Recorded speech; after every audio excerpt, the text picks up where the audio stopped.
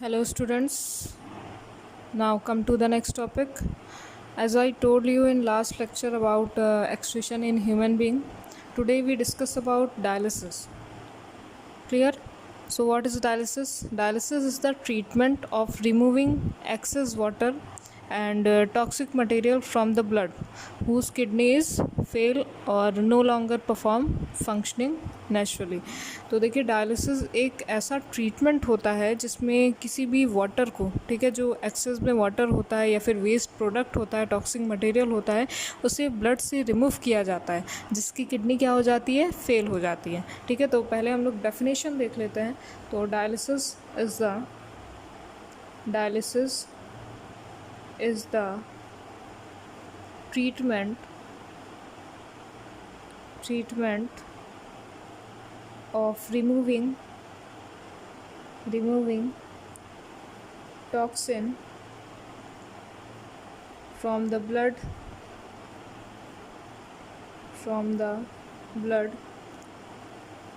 whose kidney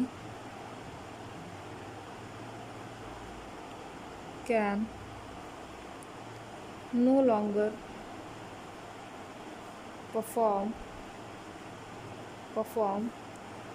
function naturally.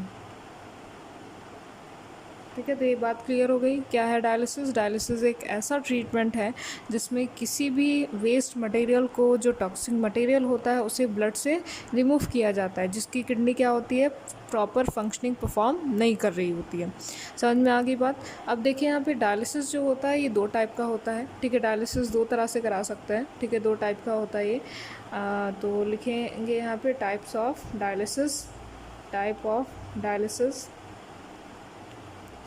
देखिए दो type का होता है। First is haemodialysis and second one is peritoneal dialysis. ठीक है, तो पहले बात कर लेते हैं हम हीमोडायलिसिस के बारे में। हीमोडायलिसिस क्या होता है? देखिए ध्यान से सुनिएगा। हीमोडायलिसिस एक बहुत ही कॉमन टाइप का डायलिसिस ट्रीटमेंट होता है, प्रोसेस होता है। इसमें जो आर्टिफिशियल किडनी होती है, मतलब एक ऐसी मशीन होती है जिसको कहा जाता है हीमोडायलिज़र। ठीक है, जो कि क्या करता है, ब्लड में से जितना भी नाइट्रोजनस वेस्ट होता है इसको रिमूव करेगा। अभी पूरी प्रोसीजर हम आपको समझाएंगे, बहुत ही अच्छे से समझ में आएगा, ध्यान से देखिएगा। एक मिनट। तो देखिए हीमोडायलिसिस क्या है, देखिए it is the most common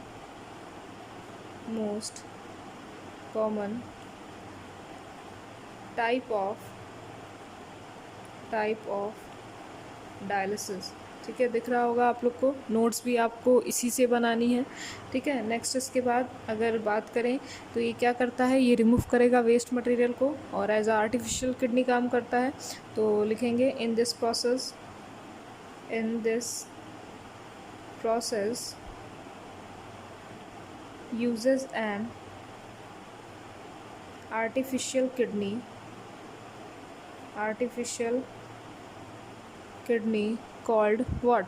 Called hemodialyzer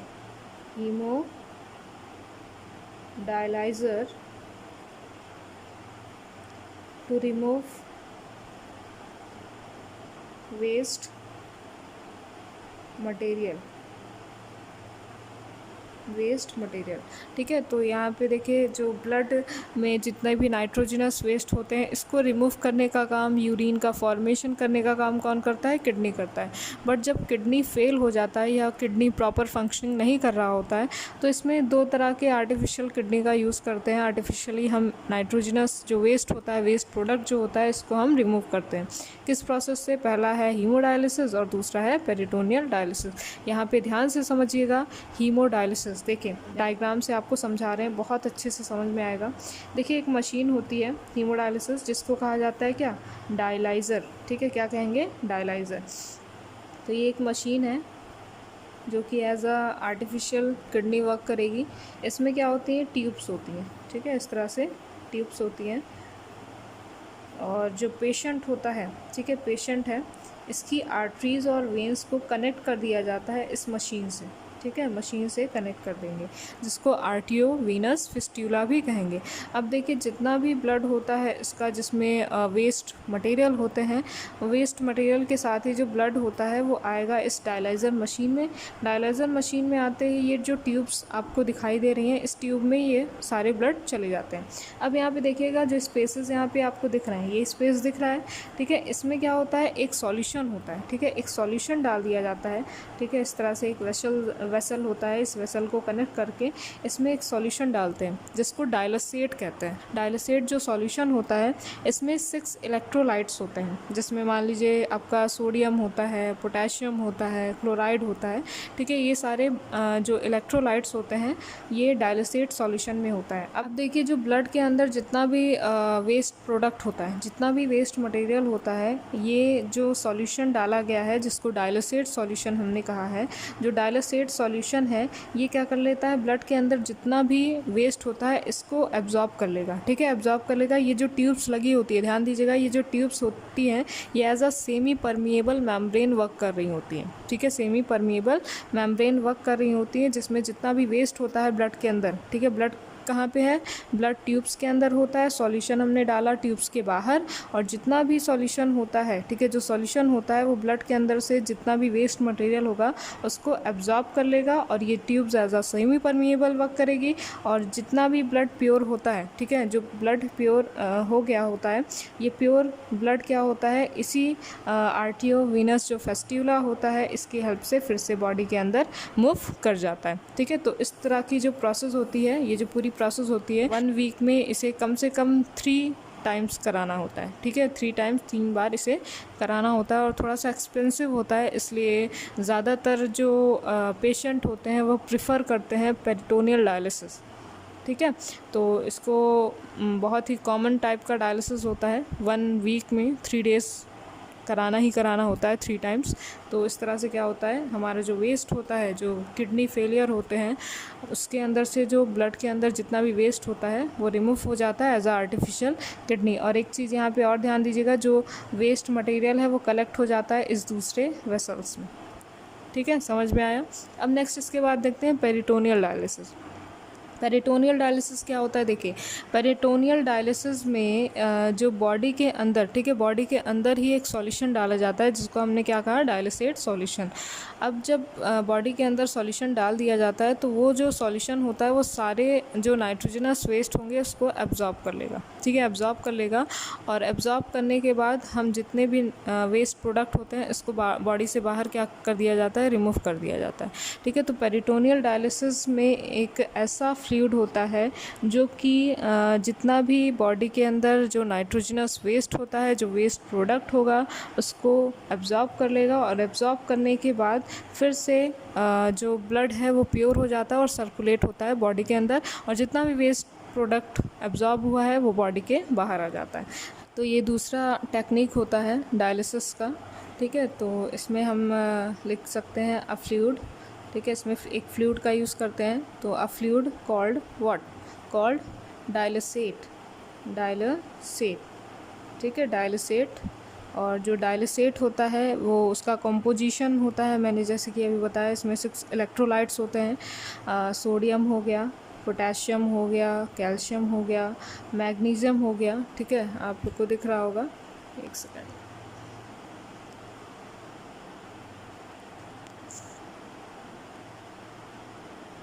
हाँ, ठीक है, मैग्नीशियम हो गया, क्लोराइड हो गया, और बाइकार्बोनेट हो गया। तो ये सारे कंपोजिशन होते हैं डायलिसेट के, ठीक है। तो ये जो डायलिसेट होता है ये सर्कुलेट कराया जाता है, तो लिख सकते हैं fluid called dialysate is circulated, ठीक है, circulated through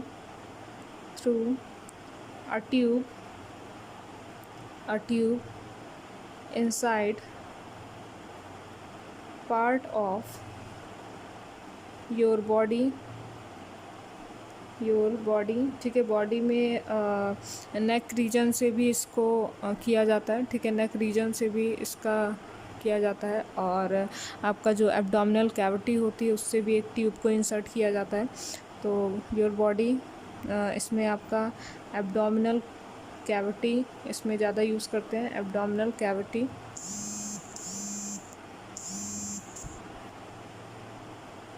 dialysate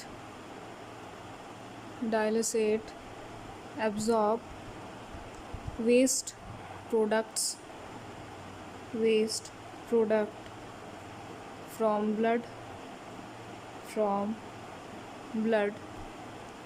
and drawn out of your body। ठीक है, अब देखिए डायग्राम के थ्रू इसको समझा रहे हैं, तो ध्यान से देखिएगा। ठीक है, तो यहाँ पे आप देख सकते हैं, एक सेकंड देखें, कोई भी पर्सन है, ठीक है, कोई भी पेशेंट, ठीक है, कोई भी पेशेंट है, इसकी जो पेरिटोनियल कैविटी होती है, ठीक है, पेरिटोनियल कैविटी जो एब्डोमेन होता है, ठीक है, स्टमक के नीचे का जो रीजन होता है, ठीक है, तो ये जो आपका पेरिटोनियल कैविटी होती है, एब्डोमिनल कैविटी, इसमें एक ट्यूब इंसर्ट की जाती है। ठीक है, ट्यूब इंसर्ट की जाएगी और ये जो ट्यूब होती है इसमें इसके हेल्प से, ठीक है, ट्यूब के हेल्प से एक सॉल्यूशन डालते हैं। ठीक है, सॉल्यूशन इसमें डाला जाता है जिसको क्या कहा जाता है, डायलिसेट। ठीक है, डायलिसेट अभी मैंने बताया। और जो डायलिसेट सॉल्यूशन डालते हैं, ठीक है, ये क्या होता है, जब बॉडी के अंदर मूव करेगा, बॉडी के अंदर जाता है, तो ये जो डायलिसेट सॉल्यूशन होता है ये जितने भी नाइट्रोजनस वेस्ट होते हैं इसको एब्जॉर्ब कर लेगा। ठीक है, एब्जॉर्ब कर लेगा और एब्जॉर्ब करने के बाद, ठीक है, ये बॉडी से बाहर आ जाएगा और बॉडी से बाहर आने के बाद इसको एक वेसल में कलेक्ट कर दिया जाता है जितना भी नाइट्रोजनस वेस्ट होता है। तो जो पेरिटोनियल डायलिसिस होता है इसमें एक सॉल्यूशन होता है, डायलिसेट सॉल्यूशन, जिसको सर्कुलेट कराया जाता है एक ट्यूब के थ्रू आपकी बॉडी में। ठीक है, एब्डोमिनल कैविटी में, और एब्डोमिनल कैविटी में जाते ही ये क्या करता है, जितना भी वेस्ट प्रोडक्ट होता है इसको एब्जॉर्ब कर लेगा और एब्जॉर्ब करने के बाद ये बॉडी से बाहर इसको रिमूव कर देता है। ठीक है, तो ये दो टेक्निक होती है, हीमोडायलिसिस और पेरिटोनियल डायलिसिस, जिसमें क्या करते हैं, आर्टिफिशियली किसी भी यूरिन को, ठीक है, जो वेस्ट प्रोडक्ट होता है इसको बॉडी से रिमूव किया जाता है। ठीक है, समझ में आ गया।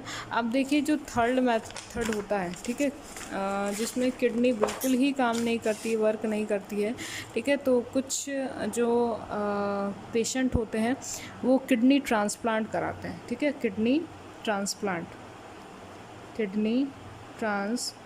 ठीक है, आप लोग को दिख रहा है किडनी ट्रांसप्लांट।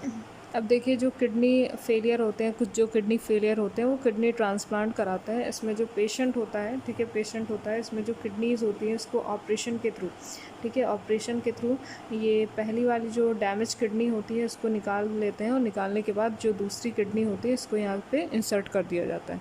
ठीक है, अगर दोनों किडनी पूरी तरह से ख़राब हो जाती है।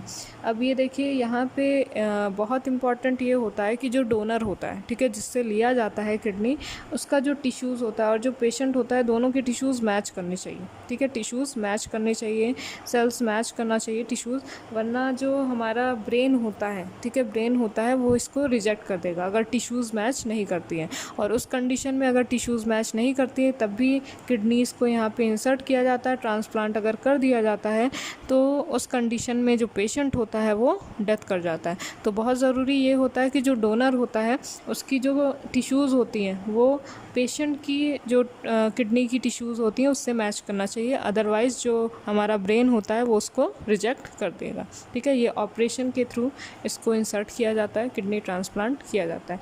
ठीक है, किडनी ट्रांसप्लांट में किडनी जो डोनर से लिया जाता है इसमें आपका जो यूरेटर होता है, ठीक है, यूरेटर वगैरह, यूरेटर पोर्शन है, रीनल आर्टरीज, रीनल वेंस है, ये आपस में कनेक्ट होते हैं। ठीक है, कनेक्ट होते हैं और इस किडनी को हटा के दूसरी किडनी यहाँ पे इंसर्ट की जाती है। या फिर बहुत सारी केसेस में डॉक्टर्स ऐसा भी करते हैं कि जो पहली किडनी होती है उसको वहीं पे रहने देते हैं और इस किडनी के नीचे थोड़ा सा एब्डोमिनल कैविटी में थोड़ा सा स्पेस होता है, तो वहाँ पे जो किडनी होती है, ठीक है, न्यू किडनी जो होती है वो यहाँ पे इंसर्ट कर देते हैं और डायरेक्ट इसको इसका जो यूरेटर होता है इसको ब्लैडर से कनेक्ट कर देते हैं।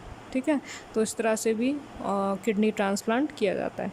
ठीक है, अब देखिए लास्ट जो आपका टॉपिक है, ठीक है, चैप्टर लाइफ प्रोसेस का लास्ट टॉपिक है एक्सट्रूशन इन प्लांट। तो डिस्कस करेंगे excretion in plants. Excretion in plants, देखिए प्लांट्स में कैसे एक्सक्रीशन होता है, जैसे कि एक्सक्रीशन मैंने बताया process of removal of metabolic waste from the body, ये क्या कहलाता है, एक्सक्रीशन कहलाता है। अगर प्लांट्स की बात करें तो प्लांट्स में देखिए सॉलिड वेस्ट भी होता है, ठीक है, लिक्विड वेस्ट भी होगा, ठीक है, लिक्विड वेस्ट भी होगा, और गैस के फॉर्म में भी वेस्ट प्रोडक्ट होते हैं। तो जो सॉलिड वेस्ट होता है, ध्यान दीजिएगा यहाँ पे, जो सॉलिड वेस्ट होता है ये एज अ लीव्स में, ठीक है, लीव्स वगैरह में स्टोर हो जाता है, और जो लीव्स होती हैं वो ड्राई ऑफ होके शेड ऑफ हो जाती हैं, ठीक है, ड्राई होके शेड ऑफ हो जाती हैं, तो ये सॉलिड वेस्ट हो गया। अब अगर लिक्विड की बात करें तो लिक्विड में जैसे कि वैक्यूल्स होता है, प्लांट सेल के अंदर वैक्यूल्स के अंदर ही वो सारे जो वेस्ट प्रोडक्ट होंगे वो स्टोर हो जाते हैं, ठीक है, स्टोर हो जाएंगे। या फिर अगर हम वाटर की बात करें तो वाटर जो होता है वो स्टोमेटा के थ्रू ट्रांसपिरेशन की प्रोसेस से क्या होगा, रिमूव हो जाएगा लिक्विड। और जो गैस होता है, जब फोटोसिंथेसिस की प्रोसेस होती है तो जो ऑक्सीजन होता है बाई प्रोडक्ट, ठीक है, बाई प्रोडक्ट जो बनेगा आपका ग्लूकोज फॉर्म होता है, वाटर फॉर्म होता है और ऑक्सीजन, ठीक है। तो ऑक्सीजन जो होता है इसके लिए वेस्ट प्रोडक्ट होता है, जितनी ऑक्सीजन इसको यूज़ करना होता है रेस्पिरेशन की प्रोसेस में वो एब्जॉर्ब कर लेगा, बाकी ऑक्सीजन को क्या कर देता है, बॉडी से, प्लांट बॉडी से रिमूव कर देता है। तो अगर सॉलिड वेस्ट की बात करें तो यहाँ पे देखिएगा in plants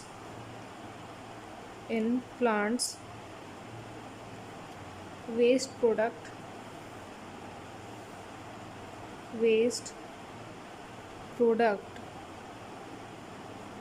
are stored in leaves which fall off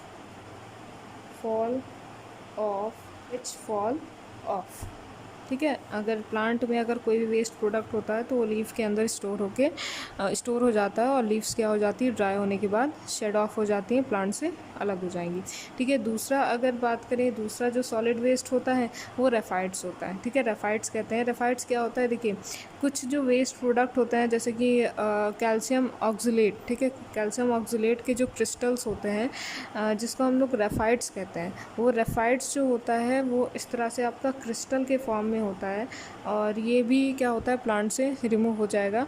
और ये जो आपका रेफाइड्स होता है, ये मान लीजिए ओनियन है, ठीक है, ओनियन है, इस तरह से आपको दिखेगा, ओनियन है, क्रिस्टल के फॉर्म में दिखता है, ओनियन वगैरह में ये वेस्ट प्रोडक्ट बनते हैं, ठीक है। तो दूसरा है in some plants waste is in the form of calcium oxalate crystal called raphides, क्या कहते हैं, रेफाइड्स, ठीक है। जो क्रिस्टल के फॉर्म में जो वेस्ट होता है उसको रेफाइड्स कहते हैं, और जो लीव्स में स्टोर होता है वो क्या होता है, लीव्स ड्राई ऑफ होके गिर जाएंगे। लिक्विड की अगर बात करें तो लिक्विड में देखिए जैसे कि मैंने बताया जो ट्रांसपिरेशन प्रोसेस होता है वो तो गैस के फॉर्म में निकलेगा, ठीक है, गैस के फॉर्म में, मतलब कि वाटर वेपर के फॉर्म में निकल जाता है, वो तो एक गैस है। अगर लिक्विड की बात करें तो लिक्विड में कुछ मिल्की सब्सटेंस आपने प्लांट में देखे होंगे, कुछ स्टिकी सब्सटेंस होते हैं जिसको रेजिन एंड गम्स कहते हैं, तो वो भी एक तरह का क्या होता है, वेस्ट होता है। तो हम लिख सकते हैं यहाँ पे इन सम प्लांट्स, ठीक है, या फिर in some plants waste product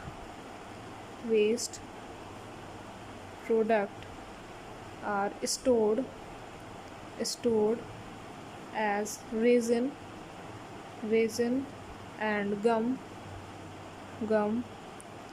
in old plants,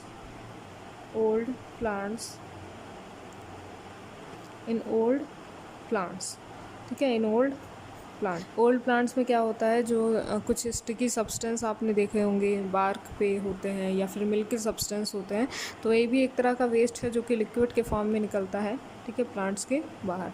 अब देखिए अगर गैस की फॉर्म में बात करें, गैस के फॉर्म में कौन सा वेस्ट प्रोडक्ट होता है, तो पहला तो क्या हो जाएगा, ऑक्सीजन। ठीक है, प्लांट क्या होते हैं, ऑक्सीजन को रिमूव करेंगे। ठीक है, जब फोटोसिंथेसिस की प्रोसेस होती है कुछ अमाउंट में ये एब्जॉर्ब भी कर लेते हैं क्योंकि इनको रेस्पिरेशन की प्रोसेस करनी होती है।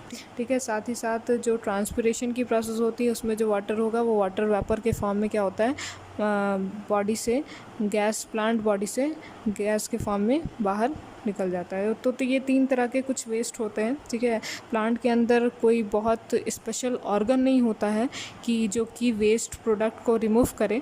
ठीक है, ये आपका लीव्स, ड्राई जो लीव्स होती हैं, या फिर रेजिन हो गया, गम्स हो गया, मिल्की सब्सटेंस हो गया, और आपका जो ट्रांसपिरेशन की जो प्रोसेस होती है उसमें जो एक्सेस अमाउंट में जो वाटर होता है वो रिमूव होता है। तो यही सारा क्या होता है, इसका क्या होता है, वेस्ट प्रोडक्ट होता है, और इनमें कोई भी स्पेशल ऑर्गन नहीं होते किसी भी वेस्ट को रिमूव करने के लिए। क्लियर हो गई इतनी बात। अब देखिए ये आपका चैप्टर जो है वो लाइफ प्रोसेस वो कंप्लीट हो गया है। नेक्स्ट क्लास में हम लोग नेक्स्ट चैप्टर के बारे में डिस्कस करेंगे। अगर इससे रिलेटेड, ठीक है, इस टॉपिक से रिलेटेड कोई भी अगर डाउट होता है, हीमोडायलिसिस या फिर डायलिसिस की जो प्रोसेस मैंने बताई, इससे रिलेटेड अगर कोई भी डाउट होता है तो आप लोग कमेंट बॉक्स में पूछ सकते हैं।